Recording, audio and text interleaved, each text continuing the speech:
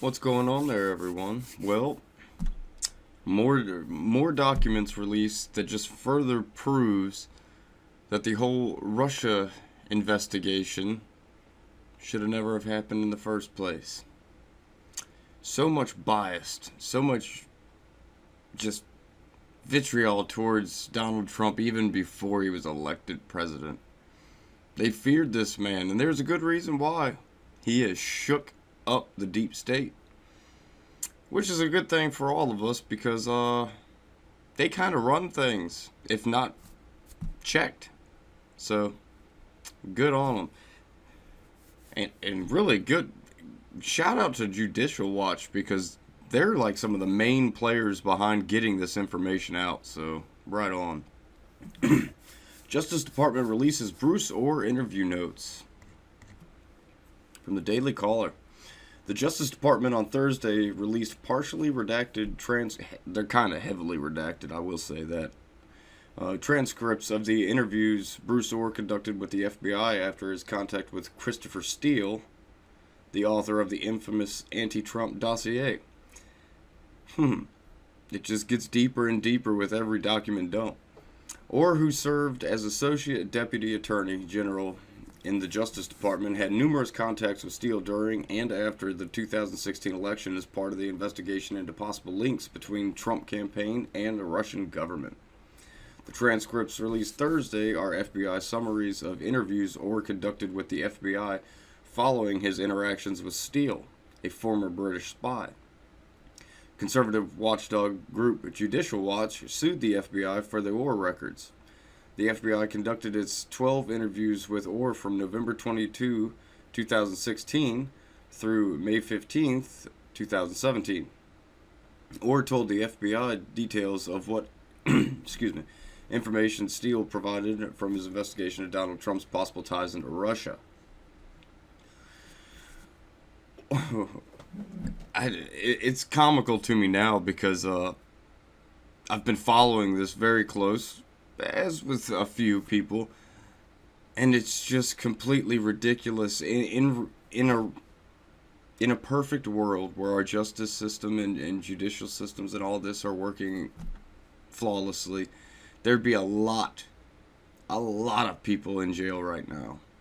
But we all know how that goes. People usually get a slap on the wrist. Yeah, and that's if we're lucky.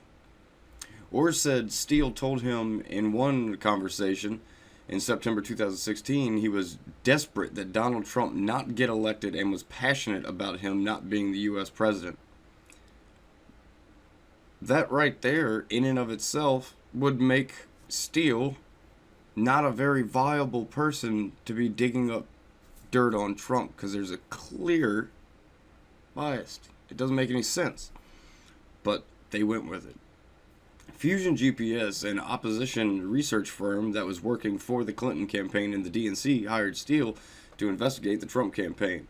Orr's wife, a Russian expert named Nellie, worked as a contractor for Fusion GPS through September of 2016. Bruce Orr provided the Bureau with notes of his wife's work for Fusion GPS, according to the FBI notes. You see how this is just completely flawed. I mean, from the very conception of this nonsensical plan, my goodness. Republican lawmakers have called on Trump to declassify and release the Orr notes in hopes they would shed some light on the FBI's handling of the dossier. The Bureau relied heavily on Steele's work to obtain wiretaps against Carter Page, a former Trump campaign advisor. The special counsel's investigation undercut the dossier's core claim of a well-developed conspiracy of cooperation between the Trump campaign and the Kremlin. The special counsel's report said investigators could not establish that a conspiracy occurred. Well, if you look at all the actual documents that have been dropped out for us, the only conspiracy was the conspiracy to get rid of a duly elected president. The conspiracy with the whole Russian thing, with this whole situation, is the conspiracy of the deep state to try to overthrow a president. That's the conspiracy. I don't know why people in Washington can't quite get this figured out, when it seems that most Americans that I know who have actually read all of the documents, watched all of the crazy, foolish Capitol Hill hearings. Yeah, it's pretty spectacular that no one's in prison for treason or other crimes, because this is insane. This is insane. I'm going to put a link in the description to the documents. Like I said, they are very, very heavily redacted, but it still gives you a good. It's just something else. It really is something else. The anti-Trump sentiment throughout the whole thing should have flawed it from the beginning. This wasn't a, okay, well, we have to do this research because we are law officials of some capacity. No, that's not what it was about at all. It was, all right, how are we going to get this guy out of here because we personally do not like him?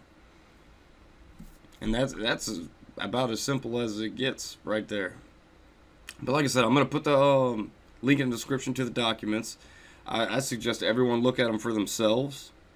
You know, I could read through them, but sometimes it's better just to look at things with your own eyes and come up with your own opinion. So that's what I'm going to do. But once you do that, if you so choose to, I'd love to hear your comments.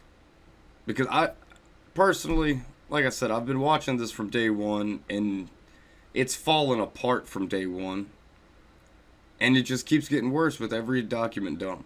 Every single one, it's just like, I see why all these people were very nervous. I'm starting to understand that, you know, your Comeys, your Clappers, your Brennans. I get why they're a little bit nervous. And I think the only reason that they're doing these lawsuits because they were fired is to distract the public and everybody else that there was a lot more going on, and this was a lot deeper and a lot worse than anybody possibly imagined. I mean, they literally tried to do pretty much a coup on the President of the United States via the FBI and the CIA and all that. So that's a big problem. That's not only a problem just in general. That's a problem for Americans. They tried to get away with this on the President of the United States. Imagine what they could do to any of us, normal people. We wouldn't even, you know, be in a newspaper. It's kind of scary when you know that your government law enforcement agencies have that type of power and have abused that type of power. It's really something when you think about it. But like I said, I'm going to put everything in the links in the description, and I'd love to hear your comments on it. Definitely check it out with your own eyes. And as always, like, share, subscribe. I will catch you on the flip side.